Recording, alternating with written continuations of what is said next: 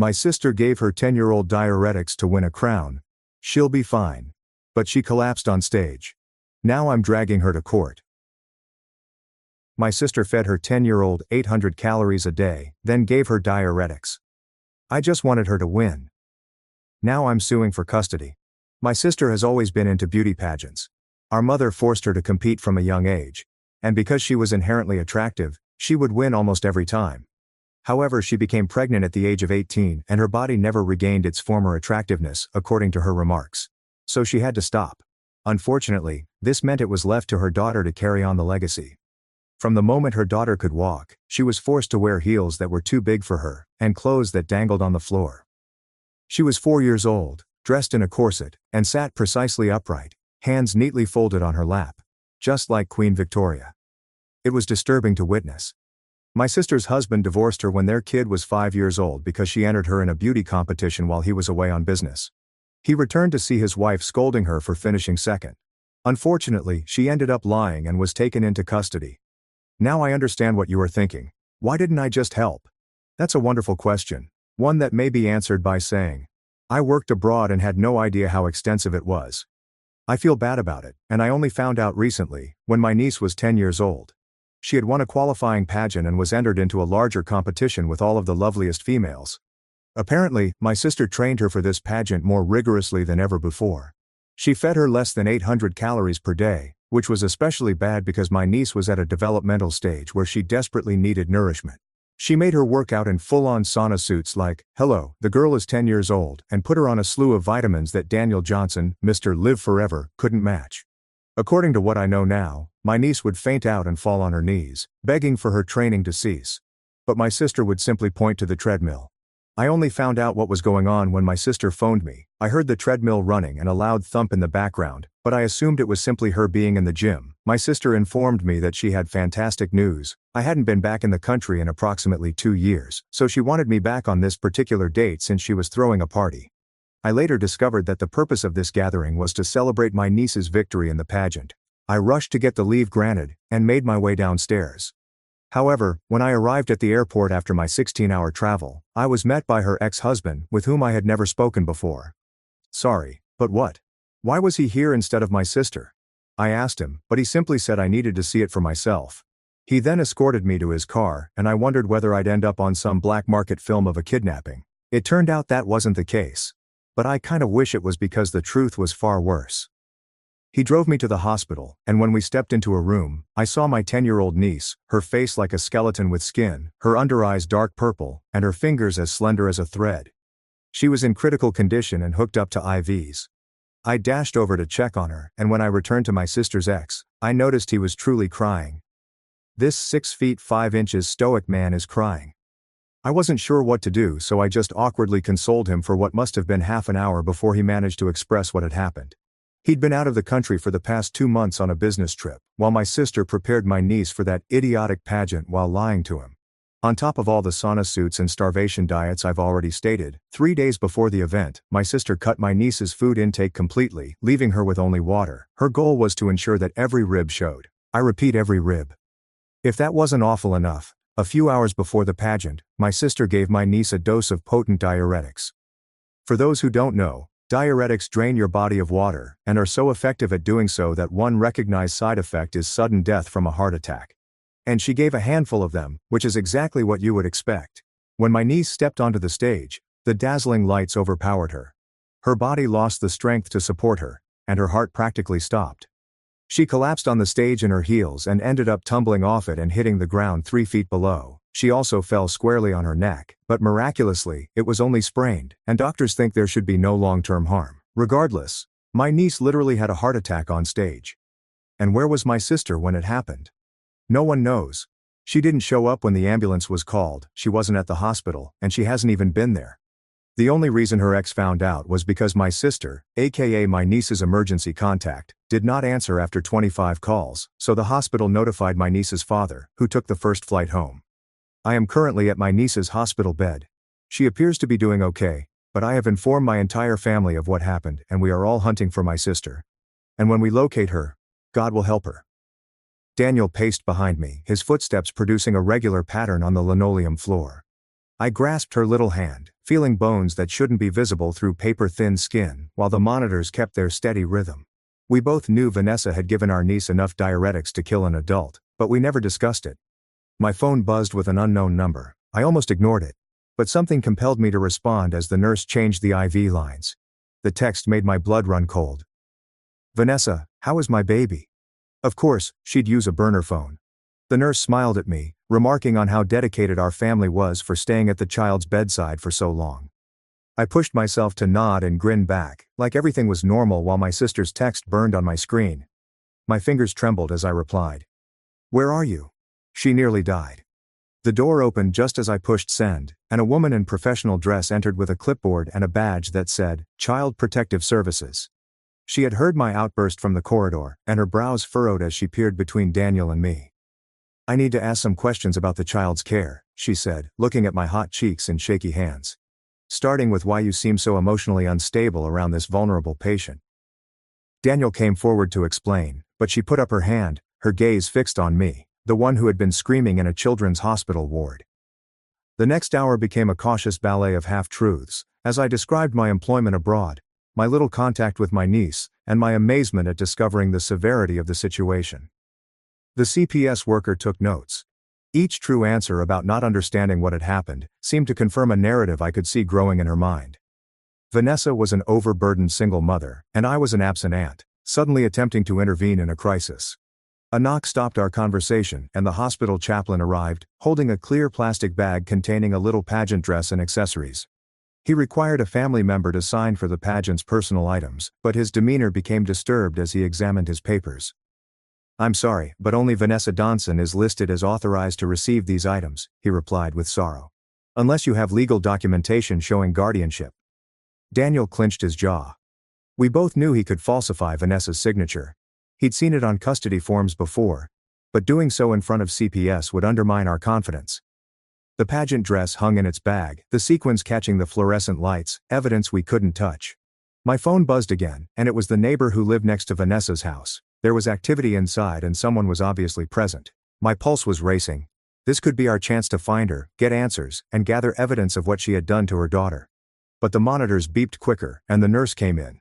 They were taking my niece for an emergency brain scan because the swelling from her accident required immediate attention. I stared at Lucas, then at my phone, and last at the small shape being prepped for travel. "Go," Lucas said softly. "I'll stay with her." I shook my head. Whatever proof was at Vanessa's house, it wasn't worth losing a single instant if the scan went wrong. I followed the gurney down the corridor, watching my niece's pale face fade into the big MRI machine. 2 hours. 2 hours of sitting in that waiting room, knowing Vanessa was probably clearing up her house and removing any evidence of the assault. Vanessa's Facebook page has suddenly become active, with posts of old images and captions like, "Praying for my angel. God, give me strength in this difficult time." Other pageant moms expressed their compassion, church friends prayed for her, and strangers who had no idea what she'd done offered their support. Each message was well-timed and written, reinforcing her image as a concerned mother in difficulty. When we eventually returned to the room, 3 distinct problems struck at once. The monitor showed my niece's blood pressure dipping dangerously low, so the nurse phoned the doctor as Daniel tried to stir her up to keep her responsive. In the midst of the turmoil, my phone rang with an unfamiliar number. "This is Catherine Rort from Rort & Associates," the voice said crisply. "And I represent Vanessa Johnson in custody matters. I understand you've made some severe claims." Vanessa had already engaged a lawyer, so I hung up.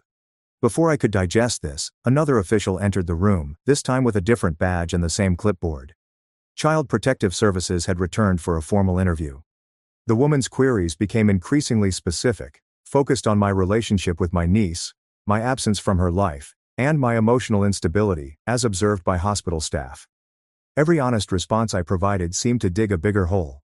Yes, I had been abroad for 2 years. No, I had not visited during that time. Yes, I had only lately been aware of the problem, and no, I had no proof of the mistreatment. "So you mean you had no notion your sister was struggling as a single mother?" the worker inquired, pen poised. The question was a trap. If I responded yes, I appeared careless. If I said no, I appeared dishonest. I tried to explain about the pageants and the harsh measures, but without evidence, it all sounded like gossip from a family member who had been missing for years. Vanessa called again, this time on her usual number. At the hospital gift shop, getting something for my baby. I hurried from the room, leaving the CPS worker in the middle of a question. The gift shop was 3 levels below. I dashed down the steps 2 at a time, bursting through the door just in time to see Vanessa at the counter buying a teddy bear.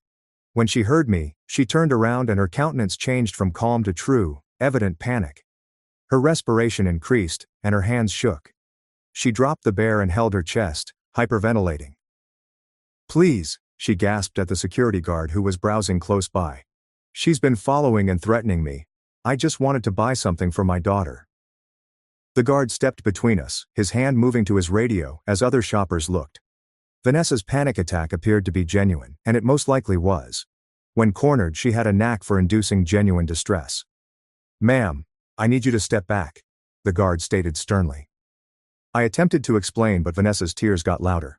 Victoria, another pageant parent I had seen in the Facebook comments, emerged and hurried to Vanessa's side, placing an arm around her shoulders and giving me a contemptuous look.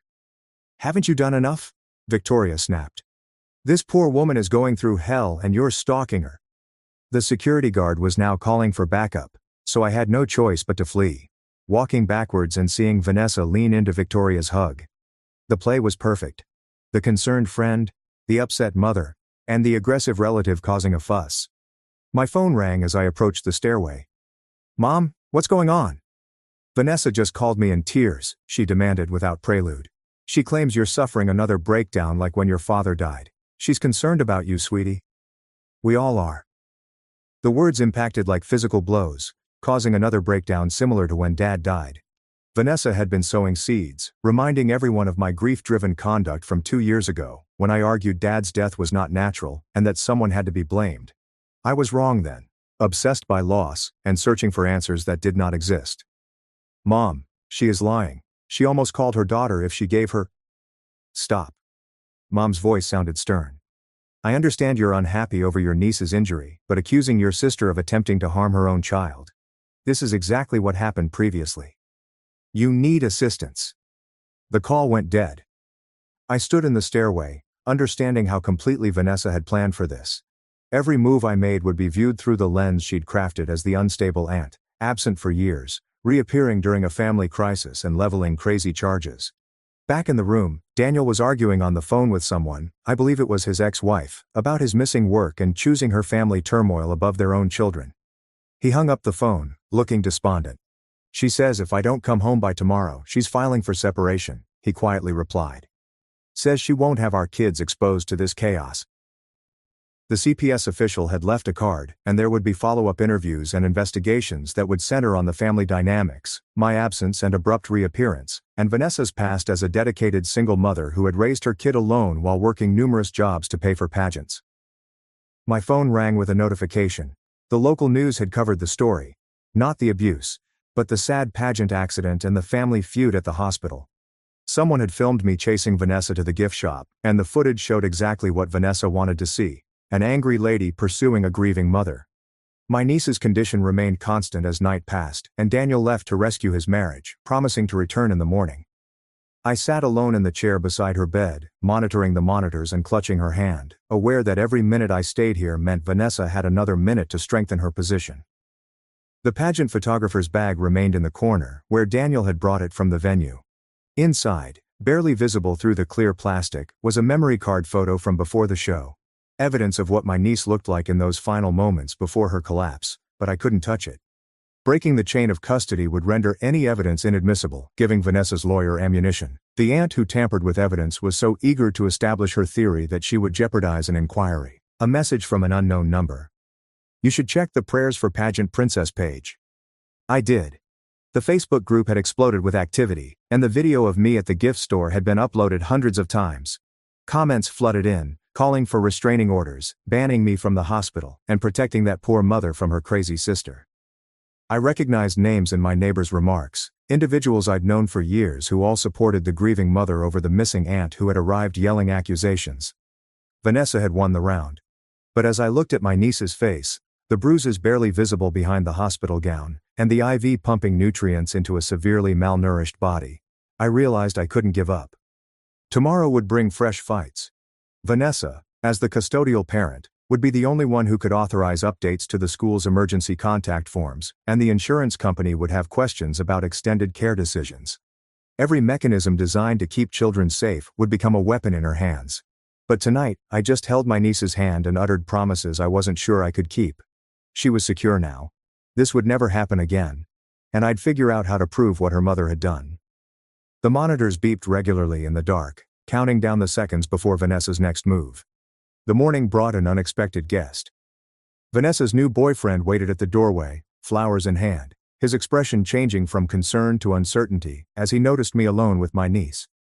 He introduced himself as Travis and explained that Vanessa had requested him to check on her kid while she took care of some essential business. I watched him set the flowers on the bedside table, noticing how he kept looking at the monitors with obvious concern. Travis remembered meeting Vanessa at her grief counselor's office 3 weeks prior. My stomach sank. Vanessa had discovered and researched the connection between the counselor I had been seeing for 2 years, regarding Dad's death and his brother Travis. Travis remarked something about resilience that reminded me of my own therapy sessions, followed by Vanessa's frequent reading of The Giving Tree to help her process her emotions. That was my niece's favorite bedtime story. When hospital security arrived to evaluate yesterday's gift store incident, they showed me tape from numerous viewpoints, each presenting a different perspective. One showed me chasing Vanessa, while another showed Vanessa following me. Both of us had been in the gift shop at various times, resulting in a jumbled timeline that supported both of our accusations of being followed. To avoid future incidents, the security head urged that we avoid common places. 2 years ago, during a particularly difficult period, I texted Vanessa about how amazing she was as a mother, praising her dedication, sacrifices, and the fact that I could never accomplish what she did. I had forgotten about this message on my phone. She had screenshotted it and was now sharing it with family members as proof that even I acknowledged her dedication. My own words were being used against me. The sound of my niece stirring drew my attention back. Her eyes flickered open, gently focused on my face. She peered about the room, then questioned in a little voice why her mother hadn't arrived with the ambulance as promised. Vanessa had abandoned her daughter in the midst of a crisis, violating a commitment made to a terrified youngster. The innocence of the query revealed more than any charge. The hospital grapevine informed me of critical evidence. The pageant location had installed doorbell cameras 2 months before, which captured all accesses and exits. The owner, however, was Travis's mother. Vanessa had planned to study the footage, but she wanted to first discuss it with her son, another piece of evidence that might be controlled by her developing network. Kid Protective Services returned with their initial assessment, and the social worker noted that my accusations could be taken as an attempt to isolate a kid from her mother amid a medical crisis. Without clear evidence, my statements appeared to be those of a relative trying to profit from a tragedy. They would continue to monitor the issue, but their primary focus was ensuring the youngster got constant family support, which Vanessa had been providing for years. During the pandemonium of shift change, I saw Vanessa's password clue on a medical paperwork Daniel had half completed, which mentioned her favorite pageant win date. Using this information, I accessed the patient portal before Vanessa could modify the emergency contacts, and I updated the information to include myself and Daniel, knowing that it would only be temporary until Vanessa saw the change. Vanessa's social media activity increased. Her Instagram stories featured her in various spots throughout town, usually with timestamps and location tags. Analysis of the backgrounds, however, revealed something interesting. The spa facility where she claimed to be grieving displayed outdoor furniture that had been removed 2 weeks before. According to their website, she was fabricating bogus alibis in a sloppy manner. My therapist called to inform me that she had received a subpoena for my records, specifically for sessions in which I voiced hatred toward my more successful sibling. I remembered those chats about Vanessa's seemingly flawless existence while I was dealing with Dad's loss. Those therapeutic inquiries would now be twisted into proof of jealousy and instability. An attempt to record Vanessa's threatening voicemail failed badly. She called when I was in the hospital bathroom and left a message that began with veiled threats. When I attempted to save it, she must have noticed the recording warning because she instantly called back, her tone turning from concern to worry about my mental state. Her vocal coaching skills from years of pageant training was evident in how easily she controlled her tone. Vanessa arrived as the concerned mother, attempting to take her daughter's possessions from the room. After another dispute, hospital security detained me. When I denied her entry, security saw it as aggressive behavior. Vanessa played the part brilliantly during the interrogation, stating that all she wanted was her daughter's favorite stuffed animal to console her when she awoke. They released me with a warning, while Vanessa fled with a bag containing my niece's belongings. During her break, the nurse who had initially backed my concerns approached me and informed me that the hospital management had received an anonymous complaint regarding probable HIPAA violations involving staff discussing the case. Her career was at stake, and she couldn't continue to assist me without jeopardizing her family's financial security. Another ally succumbed to Vanessa's meticulous effort. Vanessa's social media posts revealed troubling behavior, including photos of her donning her daughter's pageant crown and sitting in the child's bedroom. The stuffed animals on the bed had been rearranged to form an audience, as if witnessing a show. She was living a twisted fantasy while her daughter lay in a hospital bed. Vanessa's lawyer forwarded an offer of supervised visitation. If I publicly admitted to misinterpreting the situation and acknowledged Vanessa as a loving mother, she would let me spend 2 hours with my niece under supervision. The requirements required signing a statement that might be used in future custody disputes. Refusing would be interpreted as putting my ego before the child's recovery. My refusal to accept Vanessa's stipulations served as ammo for her social media campaign. Posts concerning an aunt who was more concerned with being correct than with a child's rehabilitation circulated via parenting forums. Strangers submitted comments about family members who used misfortunes to pursue vendettas, and Vanessa skillfully shifted the storyline from abuse to family dysfunction. A distressing discovery altered my view of the timeline. My niece's pageant was not the finals, as I had assumed, but rather, a preliminary competition. Entry fees in Daniel's email revealed 3 different pageants scheduled that month. The abuse had been escalating through multiple competitions, not building up to a single event. And the pattern was more widespread than we had realized. Daniel and I discovered our niece had been keeping a diary at school when the counselor mentioned it during a phone conversation concerning emergency contacts.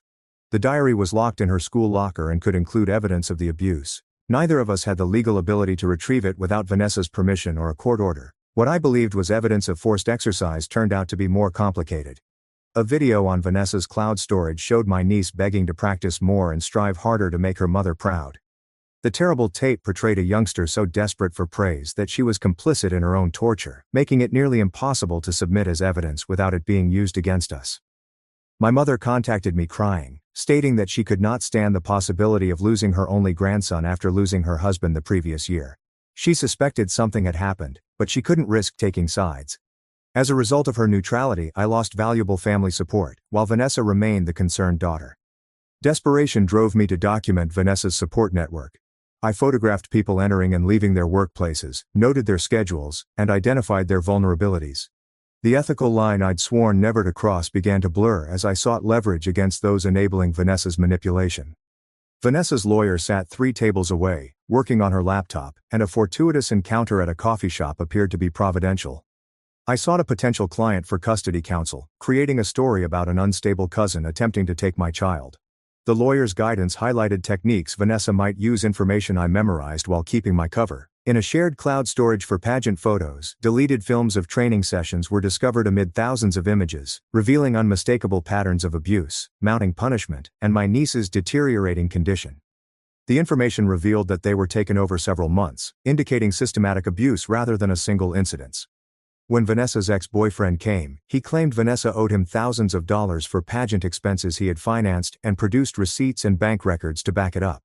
His involvement brought a new layer to the custody dispute, as his claims would need to be resolved before any custody changes could be implemented. Fighting both challenges would consume resources and time. I missed my niece's scheduled psychological evaluation because I was preoccupied with the ex-boyfriend's charges and looking for evidence. The system logged it as a failure to appear, which bolstered Vanessa's argument that I was more concerned with fighting than with the child's welfare. Legal consultations, missed work, travel expenditures, and document fees quickly depleted my savings account, which I had carefully saved for years. Meanwhile, Vanessa utilized the joint account she had control over to pay for my niece's needs, giving her access to resources I lacked. Financial strain grew by the day. A confrontation at my niece's favorite restaurant went viral locally, and the waitress who served her birthday party months earlier wrote about the crazy family causing a scene. Our family was portrayed as unstable and disruptive in her social media post, which was intended to be comical. The story was picked up by local gossip sites, adding to Vanessa's narrative of family instability. My remote job was abruptly terminated by human resources due to numerous personal calls during business hours, which had a negative impact on customer relationships. I later discovered that Vanessa's buddy from the pageant circuit worked in the HR department, and the termination left me without money at a time when legal bills were at their pinnacle. Sleeping in my car outside the hospital became regular because I couldn't afford a hotel and hated to leave my niece alone. Meanwhile, Vanessa shared photographs of remodeling her daughter's room, preparing for a fresh start when the baby comes home. The difference between our situations couldn't have been more glaring. Mom's final plea came at a particularly low point. She asked me to cease the crusade, stressing that Vanessa was unwell yet loved her daughter. The chat highlighted how convincingly Vanessa had portrayed our mother as a struggling single mom driven to the brink by circumstances beyond her control. My probe into the pageant circuit resulted in unanticipated casualties. A coordinator whom I had questioned about safety measures was suspended pending an investigation. Her daughter's dance courses were terminated, and her income ceased. When her husband filed for divorce, blaming stress from the controversy, I realized my quest for justice was hurting innocent lives. The coordinator's suicide attempt genuinely affected me. She'd taken pills after losing everything she'd worked for, only to be saved by her daughter's timely discovery. Despite this, I persisted in my investigation, convincing myself that revealing the truth was more important than collateral harm. I was afraid of who I was becoming. Daniel posed a question that tormented me for days. What if Vanessa had just made a bad mistake? What if your pursuit destroys our niece's sole chance to have her mother? The 13 seconds of stillness before I could respond indicated my own reservations about the course I had chosen. Admitting publicly that I had failed to identify Dad's sadness became vital in order to create family habits. I wrote about missing indications, disregarding symptoms, and being too preoccupied with my own life to see his struggle. The revelation was intended to demonstrate how our family denied difficulties, but it also confirmed Vanessa's story about my inclination to blame others for misfortunes. Hospital records revealed a fact I had overlooked. Vanessa had been alerted of my niece's chest symptoms 2 weeks before the pageant, which were documented during a school nurse visit. However, she had not sought medical assistance. More damning was the finding that, despite my niece's admission of being fatigued during our last phone chat, I never inquired about her health. Vanessa's attorney has filed an emergency motion. The request for an accelerated hearing within 30 days stated acute risk to the child from an unstable relative. My own lawyer was involved in another trial, so I had to obtain representation immediately or face the court alone. Vanessa's genuine motivation was revealed through meticulous analysis. She honestly believed she was her daughter's true mother, having raised her alone after the divorce, and she felt she deserved acknowledgement for the sacrifices she had made that prevented her from achieving success due to her pregnancy. Love combined with ambition resulted in a hazardous fantasy that justified any measures to success. Befriending Vanessa's yoga instructor was a violation of my own ethical principles. I claimed to be interested in wellness while obtaining information about Vanessa's mental state in each class. Vanessa, like the person I'd become, was adept at manipulation. Observing my niece's best friend's mother at school pickup gave surprising intelligence. During casual chat, she described playdates where my niece discussed her home situation. The information was useful, but it was gotten through dishonesty, which would have disgusted my former self. Supervised visitation seemed like both a modest success and a massive defeat. I spent 2 hours with my niece at her bedside, both of us crying while she slept. We held hands over her comatose form, united in love but split in everything else. The image haunted both of us. Vanessa's counterclaim won support from the guardian ad litem. Allegations of my hazardous preoccupation, substantiated by documentation of my behavior, portrayed an aunt whose involvement jeopardized the child's healing. Each action I took in search of justice revealed signs of instability. Everything depended on one witness. My niece's teacher had noted behavioral changes before the fall and documented concerns about weight loss and exhaustion. Her testimony could give the necessary external validation to establish abuse charges, but instructors were under pressure not to become involved in custody issues, and Vanessa had been a room parent for years. Travis' mother, who had access to the doorbell camera footage, established an unanticipated responsibility when I assisted her with her shopping months before. Her gratitude for past kindness clashed with her wish to safeguard her son's new relationship. She didn't know the whole story and thought she was helping reunite a family. The hospital personnel are divided into factions, and some refuse to disclose information due to tight family conflict regulations. Others covertly backed my efforts, sending me details on my niece's health and Vanessa's visits. The medical community's division echoed the greater conflict going on in our family. The bar of proof for emergency custody changes seemed enormous, clear and convincing evidence, not just suspicions or fears. Every piece of evidence I acquired was scrutinized for alternate explanations and reasonable doubt. The legal system intended to safeguard families became an impediment to protecting my niece. An unexpected ally appeared from the past. Mom's former pageant rival, who now runs a child advocacy group, owes our late mother a favor by providing background information about the perils of pageant culture, as well as statistics on eating disorders and psychological damage. However, formal testimony required a subpoena, which she refused to accept voluntarily. Discovery revealed tragic internet searches from my niece's school computer: how to make mommy happy. What happens when you don't eat? They depicted a child studying her own torture. She had been aware of the dangers, but had prioritized her mother's happiness over her own safety, a realization that changed everything. The school counselor's notes, discovered in archival emails, detailed months of concerns, including weight loss, behavioral changes, and fear of disappointing her mother. The counselor affirmed his willingness to appear, providing the necessary external validation. Nonetheless, Vanessa's attorney would dispute the counselor's qualifications and why obligatory reporting had not been triggered. Evidence gathered indicates that my niece spent her final days before the pageant, afraid, yet determined. Text messages to pals about being afraid, searches for diuretic hazards, and prayers put on a private social media site. She knew what would happen, but went on anyhow to escape her mother's disappointment. Accepting the reality entailed admitting my niece's agency in her own tragedy. She'd made choices, terrible ones for a youngster to confront, but choices nonetheless. Justice necessitated recognizing her affection for her mother while also assuring her future safety. The complexities of abuse inside love tested every notion I had. My strategy going forward was defined by my resolve to protect my niece, but yet honoring her bond to Vanessa. Ending Vanessa's parental rights would exacerbate her trauma, thus the focus moved from eliminating her to establishing measures that would allow both mother and daughter to heal. Vanessa's signed affidavit describing regular pageant preparation contradicted accumulating evidence, including medical records, witness statements, and paperwork that revealed apparent patterns of escalating abuse. Her attorney's strategy was based on normalizing excessive behavior within competitive pageant culture, but the medical proof was becoming irrefutable. Presenting evidence without emotional show needed extreme control. Vanessa stared from across the courtroom as I systematically organized documentation, remaining professional despite the personal stakes. Her increasing awareness that the trap was closing was evident in her frantic hand-washing between testimonies. Medical experts spoke on the dangers of diuretics in children, the consequences of hunger, and the psychological effects of severe competition. Each expert underwent cross-examination in an attempt to diminish their conclusions, but the cumulative effect was devastating. No reasonable person could disregard the medical evidence as standard pageant preparation. A pageant mother defied tradition to testify about a bathroom discussion. She'd overheard my niece mention that her mother would cry if she ate anything before the competition. She had girls in pageants and had been disturbed by the comment, but she didn't know how to intervene. Her testimony served as vital third-party validation of the abuse. Psychological examinations of all parties indicated complex dynamics. Vanessa had symptoms of narcissistic personality disorder along with genuine parental affection. My own review found that Dad's death caused post-traumatic stress, which influenced my judgment but not my factual observations. Daniel's evaluation validated his suitability as a potential guardian.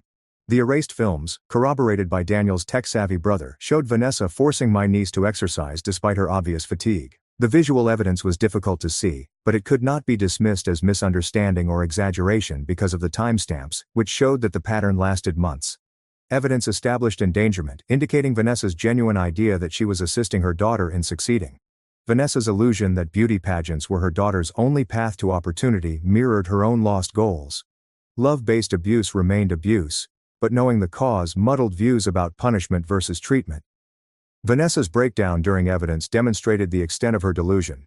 She sincerely believed that beauty pageants would provide her with possibilities that she had lost due to teen motherhood, and that every extreme action was justified by the prospect of success. Her sincere belief made her more dangerous, not less. The judge's questioning concerning future arrangements revealed the case's course, which switched from punishment to rehabilitation, devastation to reconstruction. My suggestions would shape not only custody, but also Vanessa's ability to preserve any relationship with her kid.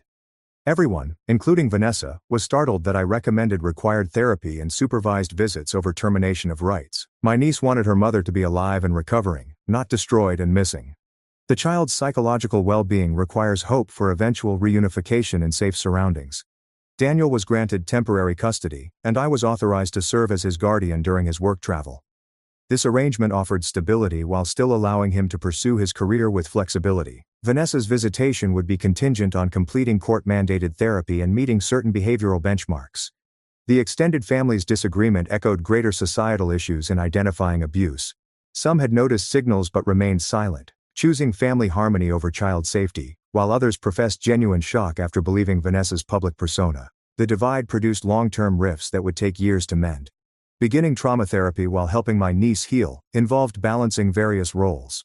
Some relatives avoided further contact, regarding me as the family destroyer, while others provided support, recognizing the fortitude required to confront family problems. The personal cost of prioritizing protection over peace became apparent. The restraining order included provisions for future monitored visitation after treatment completion. Vanessa would have to demonstrate sustained behavioral improvement, complete parenting programs, and attend family therapy. The path to reconciliation existed, but it required actual transformation rather than merely compliance. 3 weeks later, the acute crisis had passed, but the long path had only begun. My niece had been released into her father's custody, which marked the start of the slow process of physical and psychological healing. Vanessa had enrolled in the court-mandated therapy program, her first step toward overcoming the delusions that had nearly killed her daughter. I was forever transformed by choosing family protection over family unity, realizing that love sometimes necessitates harsh choices. The first family supper was organized with careful supervision and safety standards in place, marking a little step toward a different future. The school computer lab had the answers I sorely needed. My niece's instructor had agreed to meet with me before classes began, bringing the archived emails she had indicated. She carefully and deliberately unlocked the door and turned on the antiquated desktop computer. The screen flashed to life, exposing months of documented concerns about my niece's worsening health. Each email provided a better picture of weight loss observed during PE class, weariness throughout reading time, and anxiety attacks prior to lunch periods. The teacher had sent Vanessa several texts, each carefully worded to show worry without direct accusation. Vanessa's responses were brilliant deflections, including growth spurts, hectic schedules, and typical childhood stress. The teacher opened up another file containing internet search history from my niece's allotted computer.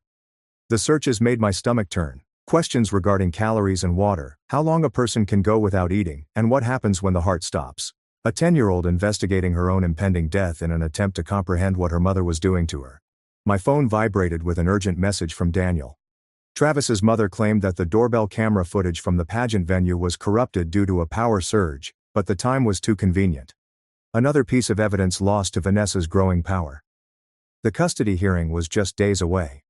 I spent the afternoon sorting every document, screenshot, and piece of evidence that hadn't been destroyed or discredited. The pile felt both overwhelming and insufficient. Medical records revealed the physical damage, but demonstrating purposeful mistreatment required more than simply the findings. Daniel's tech-savvy brother came to my motel room that evening with a laptop and external drives, having recovered some of Vanessa's destroyed training films from a cloud backup she had forgotten about. His fingers sped across the keyboard, bringing up file after file, the timestamps indicating 6 months of growing torture. The first video showed my niece doing jumping jacks in the garage, with Vanessa's voice counting from behind the camera. It was normal enough, except for the timer in the corner, which indicated 2 hours of continuous exercise. The following video showed her stumbling on the treadmill, while Vanessa's voice promised she could rest once she'd burned enough calories. Each video became progressively terrible. Authentication would be critical, as Daniel's brother described the metadata and digital fingerprints that verified when and where each video was taken. We couldn't afford to lose this proof, as we had lost so much, so he made many backup copies on different disks and transferred them to safe servers. This time, the guardian ad litem visited my niece in the hospital where she was still healing. She inquired carefully about my relationship with my niece, my career background, and my housing arrangements. Each response felt like wading through a minefield, knowing Vanessa's lawyer would examine every word. My niece's condition had improved sufficiently to allow her to speak alone with the guardian, and I waited outside the room, observing through the small window as she spoke. Her hands moved expressively, periodically wiping away tears, as the guardian took notes with a professional neutral countenance that revealed nothing about what she was hearing. Vanessa's psychological evaluation results arrived through her attorney. The report portrayed her as a dedicated mother suffering from stress-induced worry brought on by her daughter's accident and her sister's violent behavior. There is no discussion of the patterns of abuse, systematic hunger, or the harmful substances supplied. The assessor had entirely bought into her performance. My own assessment felt more honest, but also possibly harmful. Yes, I struggled with unresolved grief after my father's passing. Yes, I had trouble trusting authoritative figures. Yes, I demonstrated indicators of hypervigilance and anxiousness. The evaluator stated that all of these responses to trauma are natural, but could be troublesome in a custody situation. The pageant mother, who had witnessed the restroom chat, consented to make a sworn testimony. We met at a neutral site, a public library where she could feel comfortable, and she detailed what she had overheard, her voice shaking as she remembered my niece's statements about making her mother cry if she ate. She stated that she had lost sleep over it and wondered if she should have acted sooner. More witnesses appeared from unexpected places, including a pageant photographer who had seen my niece's gradual weight loss over numerous competitions, and a makeup artist who had had to apply increasing amounts of concealer to mask the dark circles beneath her eyes. Each participant had seen pieces of the puzzle, but had not grasped the whole image until now. Vanessa's attorney filed petition after motion, aiming to exclude evidence, dismiss witnesses, and question procedures. Each filing necessitated a response, depleting time and money. The legal maneuvering felt unending, aimed to exhaust opposition via sheer amount of papers. The day before the hearing, I went to see my niece one final time. She was sitting up in bed, coloring in a book Daniel had brought her, and when I walked in, she glanced up and carefully placed her crayons. We sat peacefully together, her small hand in mine, neither of us requiring words to comprehend what would happen the next day. Vanessa was already there, surrounded by her support system, wearing a modest dress with her hair pushed back, every detail planned to show maternal devotion. The courthouse felt impossibly big when I entered the next morning. Our gazes met briefly across the foyer before she turned away and said something to her attorney. The courtroom gradually filled with pageant families on one side and medical workers and instructors on the other. The physical division in the room reflected the bigger conflict going on. Everyone had picked a side, whether they wanted to or not. As the judge entered, the bailiff shouted for order. Opening statements established the tone. Vanessa's attorney created a picture of a misunderstood single mother who was pushed to succeed by her love for her daughter and is now being persecuted by a jealous sibling with a history of mental illness. My attorney responded with medical evidence and detailed patterns of abuse of a youngster who was pushed to the verge of death in the quest of pageant success. The first witness was my niece's primary care physician, who testified about the child's significant weight loss, indicators of starvation, and the toxic drugs found in her system. Vanessa's counsel questioned her ability to discern abuse, claiming that these were all signs of an underlying genetic illness that Vanessa had indicated. A pediatric cardiologist explained how diuretics can cause cardiac arrest in children. A nutritionist detailed the long-term effects of severe caloric restriction during critical developmental years, and a toxicologist confirmed that my niece's system contained far more diuretics than any therapeutic dose. Vanessa's witnesses gave a different story. Vanessa was regarded as dedicated but not extreme by her fellow pageant mothers, who spoke about the competitive nature of the circuit, and how every mother pushes their daughters to excel. Their evidence felt rehearsed, with everyone hitting the same talking points. The videos altered everything. Daniel's brother testified to authenticate the retrieved tape, revealing the technical intricacies that demonstrated its veracity. The court then saw 6 months of abuse compacted into 40 minutes of video. My niece is exercising until she collapses. Vanessa's voice demanded more work, less food, and improved performance. The judge maintained a neutral expression, but several others in the gallery glanced away. Vanessa took the stand to defend herself, spoke of her love for her daughter, her sacrifices as a single mother, and her ambitions of giving opportunities she had never had. She admitted to being overly focused on success, but denied any desire to damage. Tears poured at the perfect times, and her voice broke as she detailed feeling persecuted by her own family. Cross-examination exposed flaws in her facade, including questions about particular instances, disregard for medical appointments, and dismissal of warning indicators. She claimed memory gaps, misconceptions, and communication problems. However, when confronted with her own text messages requesting that her daughter lose weight, she struggled to explain. The school counselor testified about my niece's behavioral changes, documented concerns, and efforts to intervene. She provided emails demonstrating Vanessa's refusal to attend recommended meetings, and her dismissing of concerns as overreaction. The counselor's notes from sessions with my niece revealed a child scared of disappointing her mother, prepared to do anything for praise. My testimony came towards the end. I spoke about uncovering the abuse, the hospital visit, and the deliberate campaign to discredit me, keeping my voice steady and focused on facts rather than emotions. Vanessa's counsel criticized my absence from my niece's life, my history of grief-induced paranoia, and my possible reasons for seeking custody. The guardian ad litem was the last to submit her findings. She had interviewed everyone involved, studied all evidence, and spent hours with my niece, and her opinion was extremely important.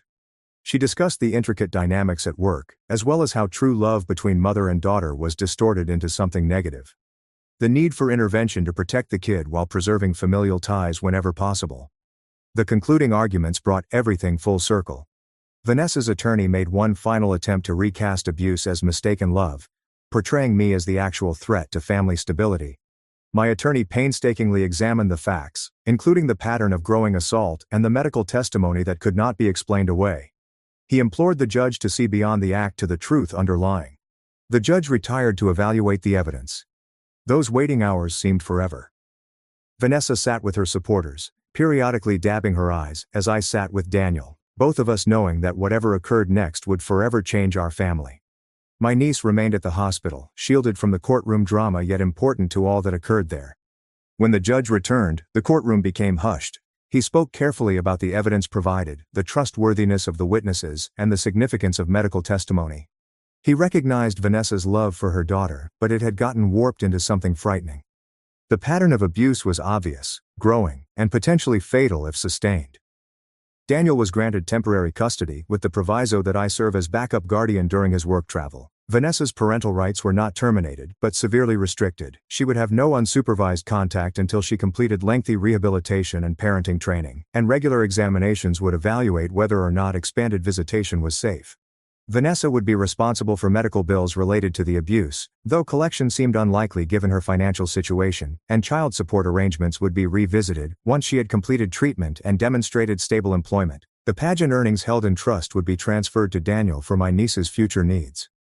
The requirements for Vanessa's eventual reunification were stringent. She completed therapy to address her narcissistic tendencies and distorted thinking. Participation in parenting classes geared toward healthy child development. Regular drug testing to verify that no unapproved medication is used. Visitation is supervised and will only proceed with the therapist's advice and court clearance.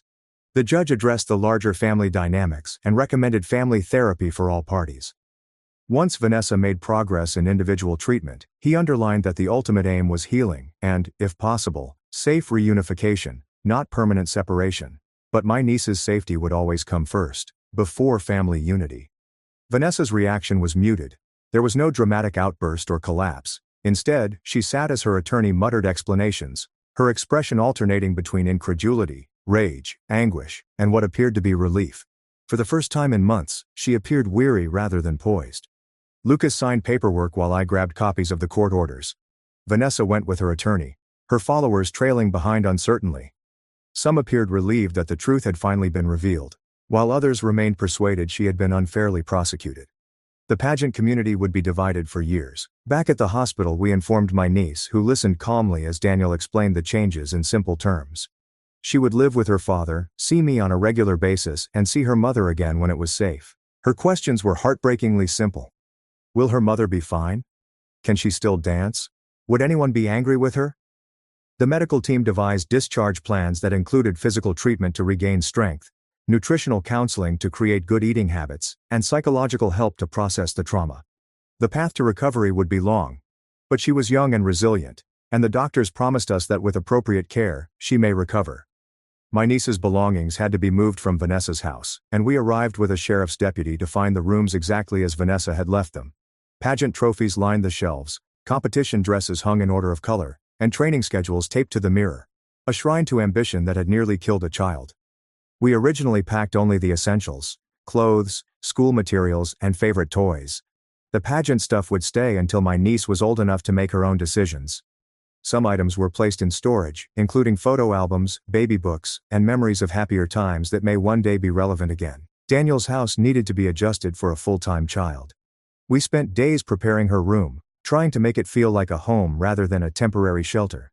She chose purple paint for the walls and glow-in-the-dark stars for the ceiling, small choices that represented enormous freedoms she'd never had.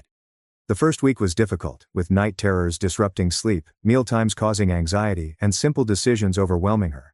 However, a routine gradually evolved. School in the morning, homework in the afternoon, and family dinner together. There are no training regimens, weigh-ins, or pressure to perform perfectly. Vanessa entered the court-mandated therapy program at a facility specializing in personality disorders, and her therapist later described the slow process of breaking through denial, confronting generational patterns of abuse, and understanding how love had become twisted into control. Despite initial reports of resistance, Vanessa eventually engaged. The extended family eventually acclimated to the new reality. Some relatives maintained relationships with both Vanessa and the rest of us, carefully negotiating divided loyalties, while others selected sides, causing schisms that would last for years during holiday gatherings. However, my niece's well-being took precedence above family politics. 3 weeks following the hearing, the first monitored visitation took place. Vanessa met her daughter at a neutral facility with a social worker there. The visit lasted 1 hour and was carefully arranged with permitted activities. Both mother and daughter cried, but the encounter stayed positive. Small steps towards possible reconciliation. My role evolved from crisis intervener to stable presence, and I found work that allowed me to be flexible for school pickups and emergency childcare. The dramatic custody battle gave way to ordinary responsibilities like homework help, doctor appointments, birthday party planning, and a normal life that felt extraordinary after everything we'd been through. Lucas successfully balanced job and single parenthood, and his company was accommodating, allowing him to work remotely when necessary. His ex-wife eventually accepted the situation, even allowing my niece and their children to interact carefully, as another family gradually expanded to include a wounded child. Recovery was not a straight line. Good days were interspersed with setbacks. A glimpse of a pageant on television could cause terror. And certain foods remained problematic. Trust grew slowly, but development was real. Weight gained. Laughter returns. Childhood interests evolved that were unrelated to competitiveness or achievement. After meeting deductibles, insurance covered the majority of medical bills, while the pageant winnings and trust served as a cushion for therapy and unanticipated needs. Vanessa's needed contributions were mostly theoretical, but the family made do without them. Stability and safety were more important than money. 6 months later, my niece participated in her school's talent show. She chose to sing rather than compete. She wanted to offer something she enjoyed. There was no costume other than her favorite outfit, no choreography other than spontaneous movement, and no judges other than an audience of peers and parents who clapped because they were happy for her, not because she won. I watched from the audience as she took her bow, her father filming with his phone, her mother absent, but possibly watching the footage later in therapy. She appeared healthy, happy. She should have been allowed to be the youngster she was. The road ahead was still long, but she was walking it on her own terms now. Vanessa's progress in therapy would eventually put everyone's limits to the test, and adolescence would complicate the custody arrangement in ways we couldn't have anticipated. My niece would have to absorb her trauma in more profound ways as she developed. But for the time being, she was protected, loved, and learned that winning did not define her worth. That evening, Daniel, my niece, and I sat around a table without stress, discussing school, weekend plans, and everyday things that felt like miracles. Outside, Vanessa most likely sat in her own therapy session, hoping to join us soon. The family was irrevocably altered, but not destroyed. Protection sometimes resembled separation. Sometimes love requires letting go. Sometimes the most difficult conflicts were worth fighting, even if triumph looked different than anyone had hoped.